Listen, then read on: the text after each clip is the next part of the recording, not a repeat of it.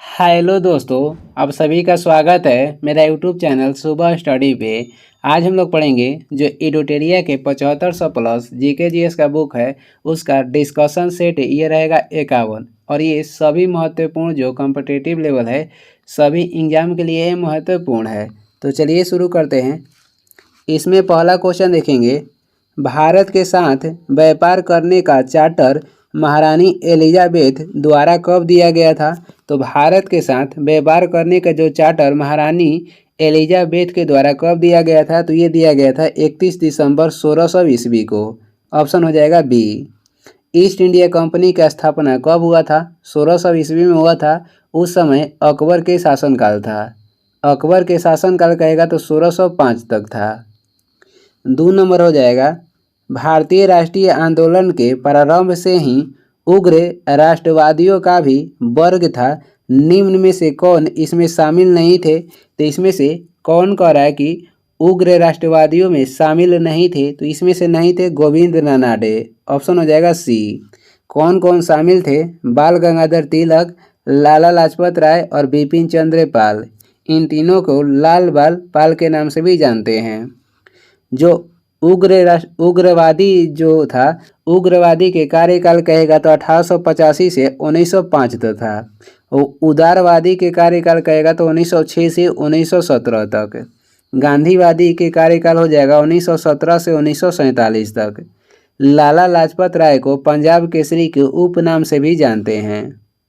आगे बढ़ते हैं, अगला हो जाएगा 1916 में कांग्रेस और मुस्लिम लीग के बीच लखनऊ समझौता हुआ। उसके कौन से परिणाम बाद में घातक सिद्ध हुए? कह रहा है कि 1916 में जो कांग्रेस और मुस्लिम लीग के बीच लखनऊ समझौता हुआ था उसमें कौन से परिणाम बाद में घातक सिद्ध हुए? तो ये बाद में कौन सा परिणाम था? तो कांग्रेस द्वारा मुसलमानों के प्रति संतुष्टिकरण की नीति का आरंभ है। कांग्रेस के द्वारा मुसलमानों के प्रति संतुष्टिकरण की नीति का आरंभ है। 1916 में जो जिसमें कांग्रेस के मिलन हुआ था उसके अध्यक्ष कौन थे? उसके अध्यक्ष हो जाएंगे अंबिका चरण मजूमदार। अंबिका चरण मजूमदार 1916 में कांग्रेस के अध्यक्ष थे। 4 नंबर हो जाएगा, व्यक्तिगत सत्याग्रह किस गवर्नर जनरल के काल में हुआ था? व्यक्तिगत सत्याग्रह ये किसके काल में हुआ था? तो लॉर्ड लिनलिथगो के कार्यकाल में हुआ था। लॉर्ड लिनलिथगो के कार्यकाल में हुआ था। इसमें कह रहा है कि गांधी जी के द्वारा प्रथम सत्याग्रही किसे चुना गया था? तो प्रथम सत्याग्रही चुना गया था विनोबा भावे को और दूसरा सत्याग्रही जवाहरलाल नेहरू को चुना गया था। व्यक्तिगत सत्याग्रह के आंदोलन 1940 में हुआ था महाराष्ट्र के पवनार आश्रम से। लॉर्ड माउंटबेटन योजना के तहत भारत की विभाजन हुई थी। आगे बढ़ते हैं, अगला क्वेश्चन हो जाएगा। अगला इसमें से है, भारतीय राष्ट्रीय कांग्रेस की पूर्ववर्ती संस्थाओं में सबसे पहली और प्रमुख संस्था कौन थी? भारतीय राष्ट्रीय कांग्रेस के पूर्ववर्ती संस्थाओं में कह रहा है कि सबसे पहली और प्रमुख संस्था कौन थी? तो इसमें से हो जाएगा British India association. British India association जिसकी स्थापना कौन किए थे? तो राधाकांत देव किए थे 1851 में। इंडियन एसोसिएशन की स्थापना सुरेंद्र नाथ बनर्जी तथा आनंद मोहन बोस के द्वारा किया गया था 1876 में। वही ईस्ट इंडिया एसोसिएशन की स्थापना करेगा तो ये 1866 में दादा भाई नौरोजी के द्वारा किया गया था। ईस्ट इंडिया एसोसिएशन के करेगा गठन तो ये दादा भाई नौरोजी किए थे 1866 में। और केवल इंडियन एसोसिएशन के गठन करेगा तो सुरेंद्र नाथ बनर्जी तथा आनंद मोहन बोस मिलकर किए थे 1876 में। आगे बढ़ेंगे, अगला क्वेश्चन हो जाएगा 6 नंबर है, साइमन कमीशन की सिफारिशों के संदर्भ में निम्नलिखित में से कौन सा एक कथन सही है? साइमन कमीशन की सिफारिशों के संदर्भ में निम्नलिखित में से कौन सा एक कथन सही है? तो इसमें से सही कथन हो जाएगा ऑप्शन सी। इसने केंद्र में द्विसदन विधायिका के उन्मूलन का सुझाव दिया। इसने केंद्र में द्विसदन विधायिका के उन्मूलन का सुझाव दिया था। साइमन कमीशन भारत कब आया था? तो 1928 में आया था। साइमन कमीशन के अन्य नाम कहेगा तो वाइट कमीशन हो जाएगा। इसका कारण ये है कि इस साइमन कमीशन में एक भी भारतीय सदस्य नहीं थे, इसीलिए इसका विरोध किया गया था। साइमन कमीशन के विरोध करते समय लाजपत राय पे लाठीचार्ज भी हुआ था, जिसके कारण बाद में इनकी मृत्यु भी हो गई। साइमन कमीशन ने अपनी रिपोर्ट कब दी थी? 1930 में। आगे बढ़ते हैं, अगला क्वेश्चन हो जाएगा 7 नंबर है, Dadabhai Naoroji British House of Commons के लिए चुने जाने वाले पहले भारतीय थे। उन्होंने किस पार्टी के टिकट पर चुनाव जीता? Dadabhai Naoroji British House of Commons के लिए चुने जाने वाले पहले भारतीय थे। उन्होंने किस पार्टी के टिकट पर चुनाव जीता? तो ये जीते थे लिबरल पार्टी के टिकट पर। ऑप्शन हो जाएगा डी। और कब इन्हें चुना गया था? 1892 में। जब भारत को स्वतंत्रता मिली उस समय ब्रिटेन में लेबर पार्टी की सरकार थी। जो दादा भाई नौरोजी थे ये कांग्रेस के 3 बार अध्यक्ष बने थे आज़ादी से पहले। और ये कब कब बने थे? तो पहली बार बने कांग्रेस के जो दूसरा अधिवेशन हुआ था, कांग्रेस के दूसरा अधिवेशन 1886 में बने थे और ये कहाँ पे हुआ था? तो कलकत्ता में। दूसरी बार बने 1893 में, कौन सा अधिवेशन में? तो लाहौर अधिवेशन में। तीसरी बार बने 1906 में, ये भी बने कलकत्ता अधिवेशन में। पहली बार 1886 में बने कलकत्ता अधिवेशन, दूसरी बार 1893 में लाहौर अधिवेशन, तीसरी बार 1906 में बने थे कलकत्ता अधिवेशन। इसी में पहली बार दादा भाई नौरोजी ने स्वराज्य की मांग भी की थी। 8 नंबर हो जाएगा, भारत पर हूणों का प्रथम आक्रमण किस शासक के समय हुआ? तो किस शासक के समय हुआ था? स्कंदगुप्त के समय। कविराज की उपाधि किसने धारण की थी? तो ये धारण किए थे समुद्रगुप्त। अपने सिक्के पे वीणा बजाते हुए कौन दर्शाए थे? तो ये भी दर्शाए थे समुद्रगुप्त। इन्हें भारत का नेपोलियन कहा जाता है। नालंदा विश्वविद्यालय की स्थापना किसने किया था? तो ये किए थे कुमारगुप्त।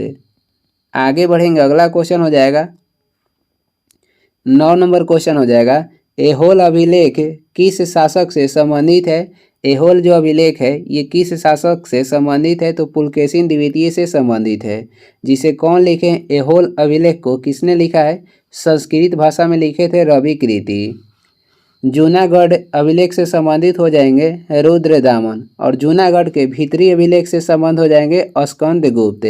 जूनागढ़ अभिलेख से संबंधित है रुद्रदामन और जूनागढ़ के भीतरी जो स्तंभ लेख है इससे संबंधित है स्कंदगुप्त। हर्षवर्धन के अन्य नाम कहेगा तो शिलादित्य है। 10 नंबर हो जाएगा, हर्षवर्धन को कहेगा, हर्षवर्धन को किसने हराया था? तो ये हराए थे पुलकेशिन द्वितीय। किस नदी पे? तो नर्मदा नदी पे हराए थे। और पुलकेशिन द्वितीय को किसने हराया था? नरसिंह वर्मन प्रथम ने पुलकेशिन द्वितीय को हराए थे। 10 नंबर हो जाएगा, सत्यमेव जयते किस उपनिषद में संग्रहित है? तो ये संग्रहित है मुंडकोपनिषद में। ऑप्शन हो जाएगा डी। कृष्ण के सर्वप्रथम उल्लेख कहेगा किस उपनिषद से मिलता है? तो कृष्ण के सर्वप्रथम उल्लेख मिलता है कहाँ पे? तो छंदोगय उपनिषद से। और नचिकेता तथा यम का उल्लेख किस उपनिषद में किया गया है? कठोपनिषद में किया गया है। आगे बढ़ेंगे, अगला हो जाएगा 11 नंबर है, महावस्तु महात्मा बुद्ध का जीवन वृत्तांत है। इसका संबंध किस शाखा से है? कह रहा है कि महावस्तु महात्मा बुद्ध का जीवन वृत्तांत है, इसका संबंध किस शाखा से है? तो इसका संबंध हो जाएगा महायान से। जो बुद्ध धर्म था ये चौथी बौद्ध संगीति में 2 भाग में बट गया, जिसमें महायान और हीनयान था। महायान के प्रवर्तक कौन थे? तो कनिष्क।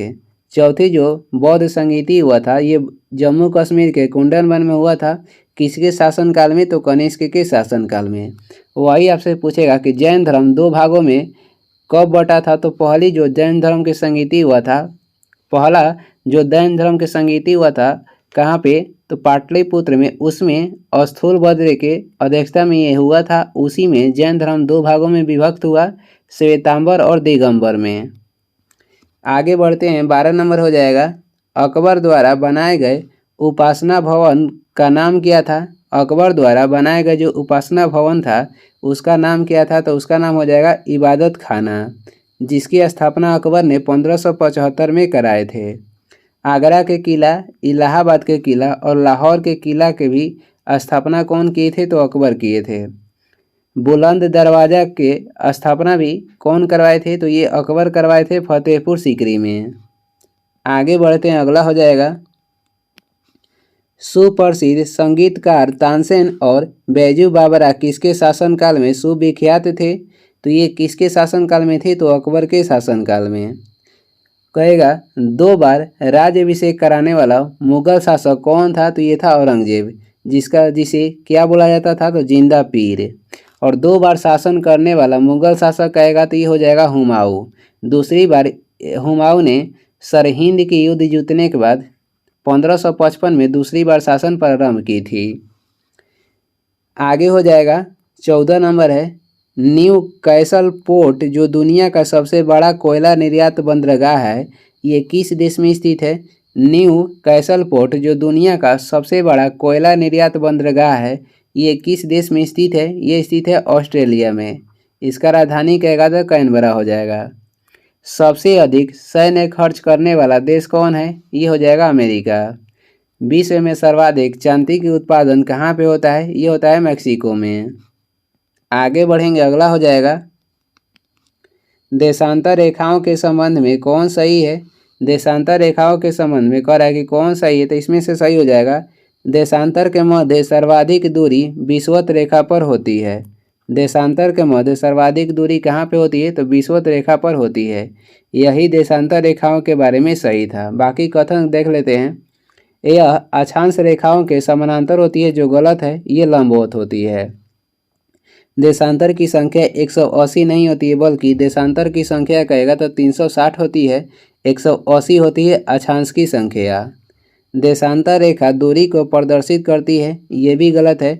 देशांतर रेखा जो है किसको प्रदर्शित करती है? तो ये समय को प्रदर्शित करती है। आगे बढ़ते हैं, अगला हो जाएगा 16 नंबर देखेंगे।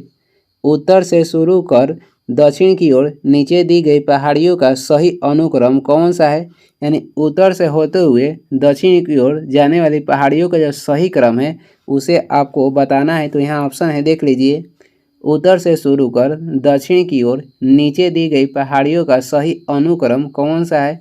तो इसमें हो जाएगा ऑप्शन सी। उत्तर से पहला हो जाएगा नल्ला मलाई पहाड़ियाँ, उसके बाद जवादी पहाड़ियाँ, उसके बाद हो जाएगी नीलगिरी पहाड़ियाँ, उसके बाद हो जाएगा अन्नामलाई पहाड़ियाँ। इसे आप ट्रिक के द्वारा याद कर लीजिएगा। अपना जो भी हो ट्रिक बना लीजिएगा, पहला शब्द इसका लेके उसे ये याद रहेगा। आगे बढ़ते हैं, 17 नंबर क्वेश्चन है। 17 हो जाएगा निम्नलिखित में से कौन सी नदी अपने मार्ग बदलने के लिए प्रख्यात है? तो अपने मार्ग बदलने के लिए प्रख्यात नदी हो जाएगा कोसी नदी। ऑप्शन हो जाएगा बी। इसकी लंबाई कहेगा तो 720 किलोमीटर है। इसे बिहार के शोक कहते हैं। और सर्वाधिक सीधा बहने वाली नदी कहेगा तो नर्मदा नदी हो जाएगा, जिसे गुजरात की जीवन रेखा कहते हैं। सर्वाधिक बहता है कहाँ पे? तो मध्य प्रदेश में। गंडक नदी के उपनाम हो जाएगा शालिग्रामी नदी। बंगाल के शोक किस नदी को कहते हैं? दामोदर नदी को बंगाल के शोक कहा जाता है। महानदी की लंबाई कहेगा तो 855 किलोमीटर है और इसे छत्तीसगढ़ के जीवन रेखा कहते हैं। कहाँ के? तो छत्तीसगढ़ के जीवन रेखा इसे बोला जाता है। और गुजरात के जीवन रेखा नर्मदा को, और ये सर्वाधिक सीधा बहता है। आगे बढ़ते हैं, अगला क्वेश्चन हो जाएगा 18 नंबर है। किस मृदा प्रारूप में लोहे के अतिरिक्त मात्रा होने के कारण अनुवर्तक हो जाती है? तो ये कौन सी मृदा है? तो ये मृदा हो जाएगा लेटराइट। ऑप्शन हो जाएगा सी। भारत में आपसे कहेगा कौन सी मृदा सर्वाधिक मात्रा में पाई जाती है? तो ये हो जाएगा जलोढ़। जलोढ़ मिट्टी भारत में सर्वाधिक मात्रा में पाई जाती है। इसका अन्य नाम कहेगा तो कछारी मिट्टी भी है और दोमट मिट्टी भी है, और ये सर्वाधिक उपजाऊ मिट्टी भी है। मिट्टी की क्षारीयता कम करने के लिए उसमें क्या मिलाया जाता है? तो उसमें मिलाया जाता है जिप्सम। 19 नंबर क्वेश्चन हो जाएगा।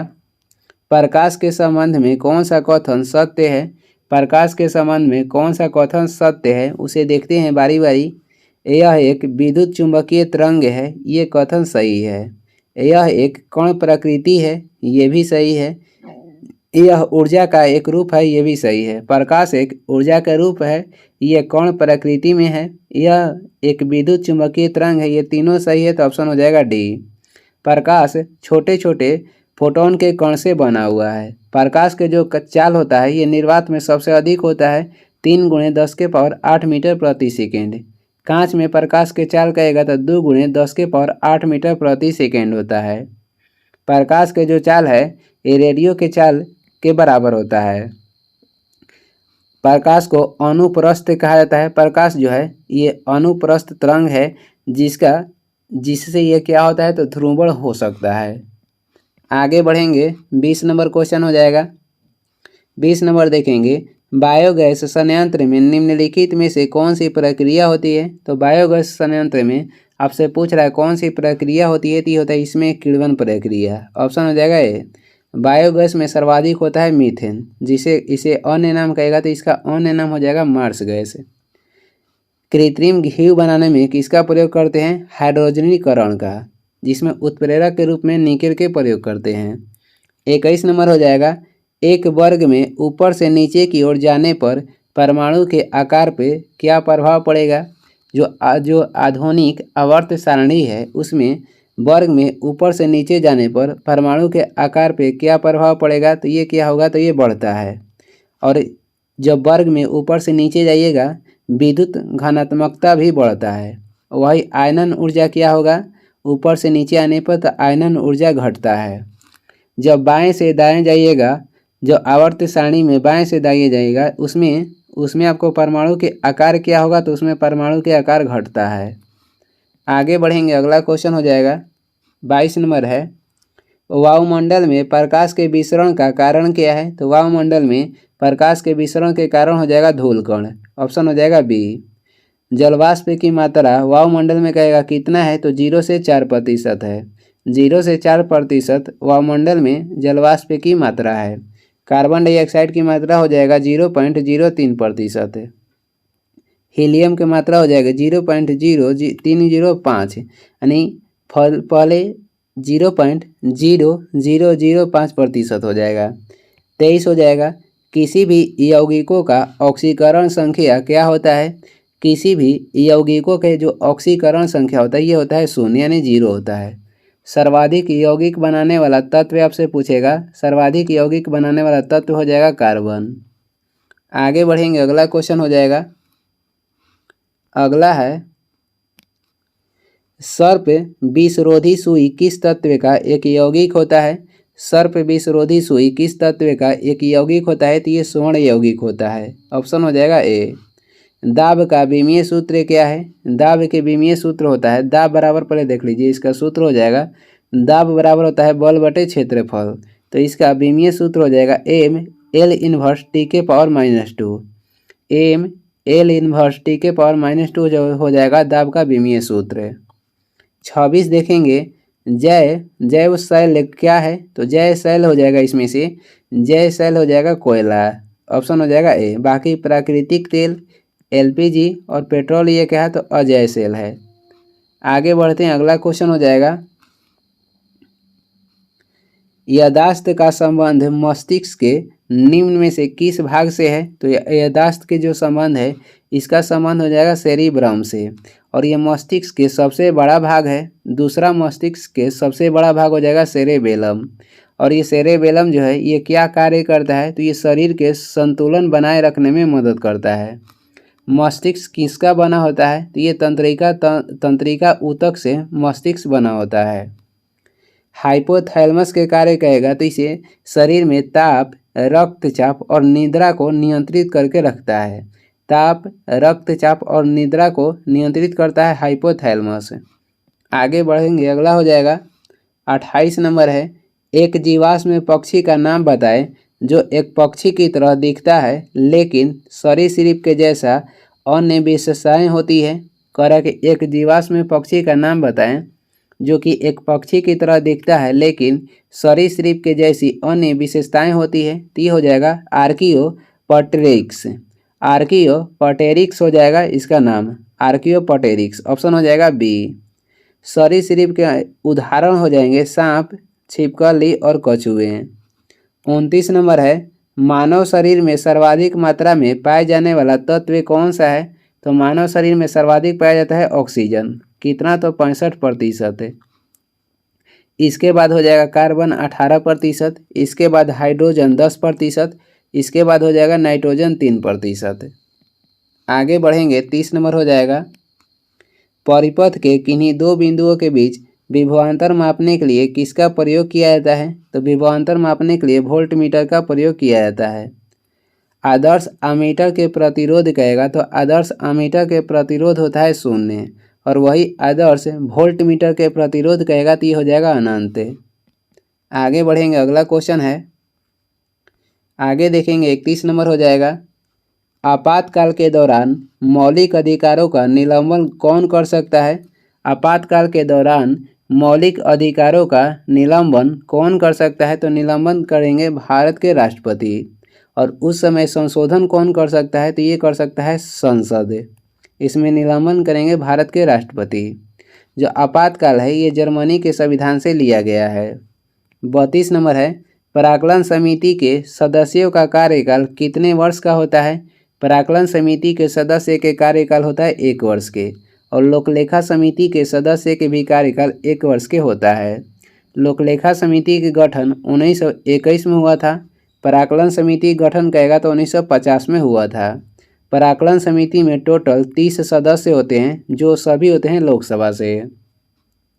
लोकलेखा समिति में टोटल 22 सदस्य होते हैं जिसमें लोकसभा से होते हैं 15 और राज्यसभा से होते हैं 7। प्राक्कलन समिति को लोकलेखा समिति के जुड़वा बहन भी बोला जाता है।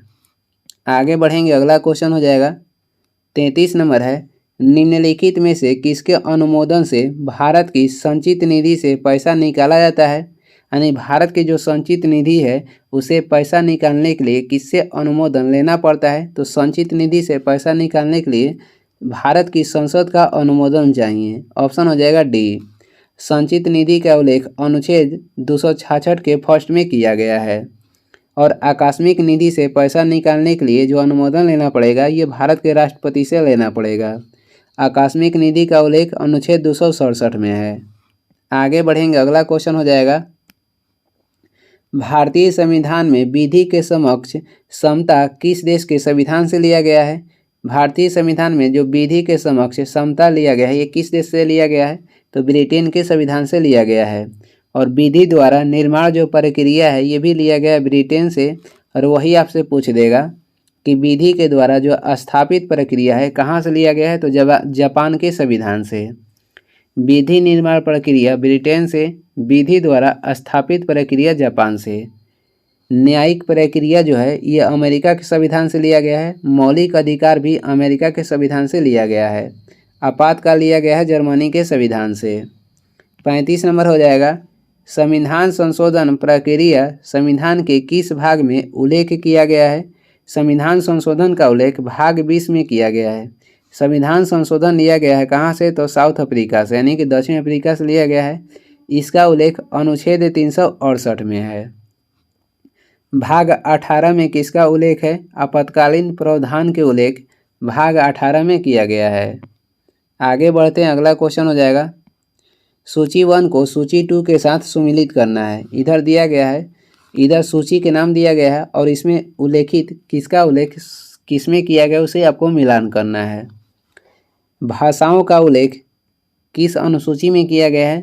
तो भाषाओं का उल्लेख ये किया गया है 8वीं अनुसूची में, जिसमें टोटल कितने भाषा है? तो 22 हैं। दल बदल निरोध अधिनियम का उल्लेख किस अनुच्छेद में, किस अनुसूची में किया गया है?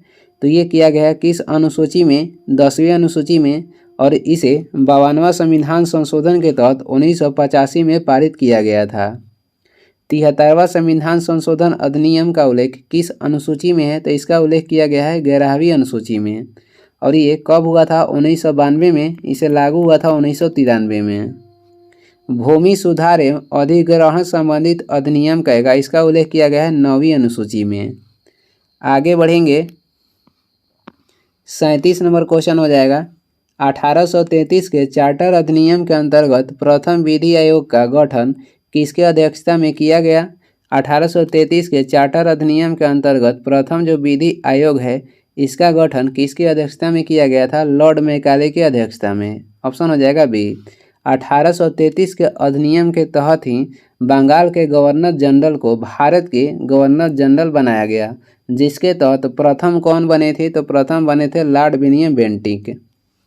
38 नंबर हो जाएगा, निम्न में से कौन सी औषधि या क्रांति प्याज और झींगा उत्पादन से संबंधित है, तो झींगा उत्पादन से संबंधित हो जाएगा गुलाबी क्रांति। लाल क्रांति के संबंध कहेगा तो मांस और टमाटर के उत्पादन से है। नीली क्रांति के संबंध हो जाएगा मत्स्य उत्पादन से। गोल्डन क्रांति के संबंध कहेगा तो इसे हो जाएगा ये हो जाएगा बागवानी से। गोल्डन क्रांति के संबंध बागवानी से है। आगे बढ़ेंगे, 39 हो जाएगा, निम्नलिखित में से किन दो संस्थानों को ब्रेटन वुड्स जुड़वा के नाम से जाना जाता है। ब्रेटन वुड्स सम्मेलन में दो संस्थान के गठन हुआ था, IMF और विश्व बैंक के। कब, तो 1944 में इस दोनों संस्था की स्थापना किया गया था। गैट की स्थापना हुआ था 1947-48 में। इसी के नाम बदल के विश्व व्यापार किया गया, यानी कि WTO इसका नाम दिया गया 1995 में। यानी WTO की स्थापना कब किया गया था, तो 1995 में। मुख्यालय हो जाएगा जेनेवा। आगे बढ़ते हैं, अगला क्वेश्चन हो जाएगा, किस वर्ष भारतीय रिजर्व बैंक का राष्ट्रीयकरण किया गया। भारतीय रिजर्व बैंक की स्थापना तो हुआ था 1 अप्रैल 1935 में, यानी गठन हो गया 1 अप्रैल 1935 में। क्वेश्चन में राष्ट्रीयकरण कह रहा है, तो राष्ट्रीयकरण 1 जनवरी 1949 को हुआ था। RBI के गठन किस समिति के तहत हुआ। यंग हिल्टन समिति के तहत RBI के गठन हुआ था। 14 बैंकों के राष्ट्रीयकरण कब हुआ था, 1969 में। इसके बाद 6 बैंकों के राष्ट्रीयकरण हुआ था 1980 में। 41 हो जाएगा, हिंदू राष्ट्र का विचार मूलतः किसका है। हिंदू राष्ट्र के विचार का मूलतः किसका है, तो ये BD सावरकर का है। ऑप्शन हो जाएगा ए। किसका है, BD सावरकर के। इन्होंने अभिनव भारत के स्थापना किए थे 1904 में। राष्ट्रीय स्वयंसेवक संघ की स्थापना किसने किया था, ये किए थे केबी हेडगेवार किए थे, यानी RSS के 1925 में। आगे बढ़ते हैं, अगला हो जाएगा, भारत में आय कर है। तो भारत में जो आय कर है कैसा है आपको बताना है। तो भारत में जो आय कर है ये है प्रत्यक्ष और प्रगतिशील है। अप्रत्यक्ष कर का संबंध, अप्रत्यक्ष कर में कुछ एग्जाम्पल देख लेते हैं, यानी कि उदाहरण देख लेते हैं। सीमा शुल्क, उत्पादन शुल्क, मनोरंजन शुल्क और तत्व शुल्क, ये सभी क्या है, तो अप्रत्यक्ष कर है। रेखी समिति के संबंध अप्रत्यक्ष कर से ही है। 43 देखेंगे, कुचिपुड़ी किस राज्य का प्रसिद्ध लोक नृत्य है। कुचिपुड़ी है आंध्र प्रदेश का। घंटा मर्दाला भी यहीं का लोक नृत्य है। उसके बाद हो जाएगा, यक्षगान कहाँ के है। यक्षगान हो जाएगा कर्नाटक के। मोहिनी अट्टम हो जाएगा कहाँ के, तो केरल के। ओडिसी हो जाएगा उड़ीसा के। आगे बढ़ेंगे, अगला हो जाएगा 44 नंबर है, हिमानी उत्तम पर्व का संबंध किस खेल से है।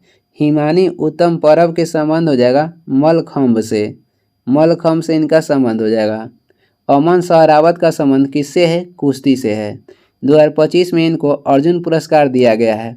नियमित श्रेणी में कहेगा अर्जुन पुरस्कार 2025 में कितने व्यक्ति को दिया गया है, तो 32 व्यक्ति को दिया गया है अर्जुन पुरस्कार 2025 में।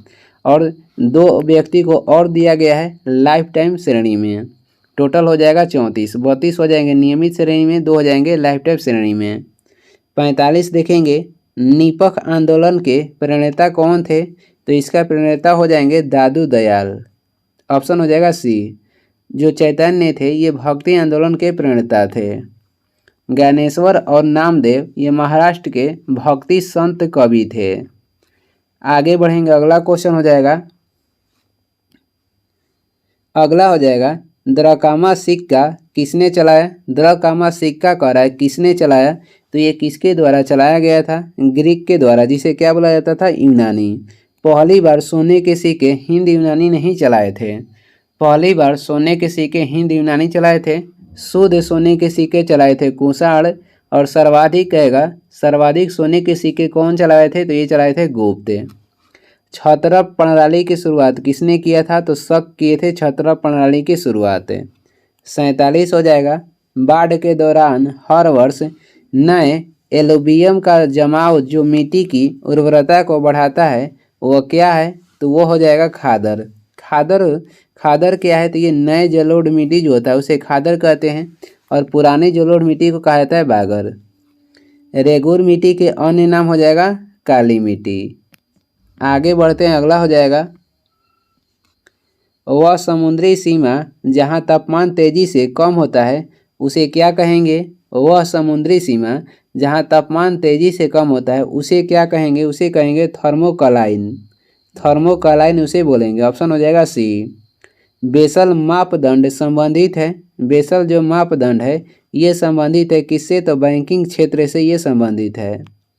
नरसिम्हन समिति के संबंध हो जाएगा बैंकिंग सेवा सुधार से। रंगराजन समिति के संबंध है कर से और मल्होत्रा समिति के संबंध हो जाएगा बीमा क्षेत्र से। आगे बढ़ते हैं, इंग्लिश में पहली बार औद्योगिक क्रांति शब्द का प्रयोग किसने किया। इंग्लिश में पहली बार औद्योगिक क्रांति शब्द का प्रयोग सर्वप्रथम किसने किया, तो ये किए थे अर्नाल्ड टयाम्बी ने। अर्नाल्ड टयाम्बी। पहली बार औद्योगिक क्रांति कहाँ पे हुई थी, तो ये यूके में हुआ था और कब, तो 1688 में। आगे कुछ महत्वपूर्ण वॉल लाइनियर है ये भी देख लेते हैं। तो इसमें हम लोग पढ़ेंगे चालुक्य वंश के बारे में। वातापी के चालुक्य वंश के स्थापना किसने किया। वातापी के चालुक्य वंश की स्थापना किए थे जयसिंह। वातापी के चालुक्य वंश की स्थापना किसने किया था, तो जयसिंह ने किया था। इसकी राजधानी कहाँ पे थी, तो इसकी राजधानी थी वातापी। इस वंश के सबसे प्रतापी शासक कहेगा तो पुलकेशिन द्वितीय थे। इस वंश के सबसे प्रतापी शासक पुलकेशिन द्वितीय थे। इसने यानी पुलकेशिन द्वितीय ने हर्षवर्धन को हराकर परमेश्वर की उपाधि धारण की थी। एहोल अभिलेख का संबंध किससे है, तो पुलकेशिन द्वितीय से हो जाएगा। एहोल अभिलेख का संबंध है। एहोल को मंदिरों का शहर भी कहा जाता है। एहोल को मंदिरों का शहर भी कहा जाता है। आगे हो जाएगा, पुलकेशिन द्वितीय ने जैन मतानुयायी रवि कृति से एहोल अभिलेख लिखवाया जिसकी भाषा क्या थी, तो संस्कृत थी एवं लिपि हो जाएगी ब्राह्मणी। पुलकेशिन द्वितीय को पल्लव वंशीय शासक नरसिंह वर्मन प्रथम ने 642 ईस्वी में हराया था। पुलकेशिन द्वितीय ने हर्षवर्धन को हराया और पुलकेशिन द्वितीय को किसने हराया, तो पल्लव शासक नरसिंह वर्मन प्रथम। इस विजय के उपरांत नरसिंह वर्मन प्रथम ने वातापी कुंड की उपाधि धारण की थी। विनयादित्य मलावा को जीतने के उपरांत शकलोतर पथनाथ की उपाधि धारण की थी। विनयादित्य मलावा को जीतने के उपरांत शकलोतर पथनाथ की उपाधि धारण की थी और दक्कन में अरबों के आक्रमण के समय चालुक्य वंशी शासक विक्रमादित्य द्वितीय था। विक्रमादित्य द्वितीय की प्रथम पत्नी लोक महादेवी ने पट्टदक्कल में विरूपाक्ष महादेव मंदिर का निर्माण करवाई थी। विक्रमादित्य द्वितीय की जो दूसरी पत्नी त्रैलोक्य देवी थी, त्रिलोकेश्वर महादेव मंदिर के निर्माण करवाई थी। आगे बढ़ते हैं, अगला हो जाएगा, इस वंश के अंतिम राजा कौन थे, तो कृति वर्मन द्वितीय थे। जो वातापी के चालुक्य वंश था उसका अंतिम राजा हो जाएंगे कृति वर्मन द्वितीय। और कल्याणी के चालुक्य वंश की स्थापना किसने किया था, तो ये किए थे तैलप द्वितीय। कल्याणी के चालुक्य वंश की स्थापना तैलप द्वितीय ने किया था। इसकी राजधानी कहाँ थी, तो मानेखेत थी। और राष्ट्रकूट वंश के जो संस्थापक थे दंती दुर्ग थे और राष्ट्रकूट वंश की राजधानी भी मानेखेत थी। इस वंश के सबसे प्रतापी शासक कहेगा तो विक्रमादित्य सिक्स हुए। जो कल्याणी के चालुक्य वंश था इसके सबसे प्रतापी शासक हुए विक्रमादित्य सिक्स। बिल्हड़ और बिगानेश्वर विक्रमादित्य सिक्स के दरबार में ही रहते थे। विक्रमांक देवचरित की रचना किसने किया, तो ये किए थे बिल्हड़। आगे बढ़ेंगे, अगला हो जाएगा, इस ग्रंथ में विक्रमादित्य सिक्स के जीवन पर प्रकाश डाला गया। मिताक्षरा नामक ग्रंथ की रचना किसने किया था, बिगानेश्वर किए थे। और बेंगी के चालुक्य वंश की स्थापना कहेगा तो ये कौन किए थे, तो बेंगी के चालुक्य वंश की स्थापना किए थे विष्णुवर्धन। इसकी राजधानी कहाँ थी, तो आंध्र प्रदेश के बेंगी में। इस वंश के सबसे प्रतापी शासक कौन हुए, तो ये विजयादित्य थ्री हुए। विजयादित्य थ्री। और आज यहीं पे इस वीडियो को समाप्त करते हैं। वीडियो को लास्ट तक देखने के लिए धन्यवाद। वीडियो पसंद आ रहा है तो लाइक कर दें, चैनल पर नए हैं तो सब्सक्राइब कर दें। कुछ सुझाव एवं सलाह देना हो तो कमेंट करके ज़रूर बताएं। Thank you.